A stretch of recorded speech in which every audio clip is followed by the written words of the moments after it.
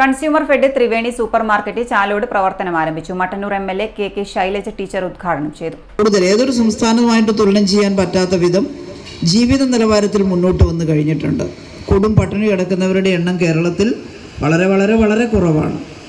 അതിദാരിദ്ര്യത്തിൻ്റെ കണക്കെടുത്തപ്പോൾ ഉത്തർപ്രദേശിൽ 100 ആളുകളിൽ 30 പേരും അതിദരിദ്രരാണ്. ഒരു നേരം പോലും നേരാമണ്ണ ആഹാരം കഴിക്കാൻ കഴിയാത്ത പട്ടിണിക്കാരാണ് എങ്കിൽ കേരളത്തിൽ അതിദാരിദ്ര്യത്തിൻ്റെ കണക്കിൽ 0.7% മാത്രമാണ്. എന്ന് വെച്ചാൽ 100 ആളെ എടുത്താൽ ഒരാൾ പോലും അതിദരിദ്രരാണ് എന്ന് പറയാനില്ല.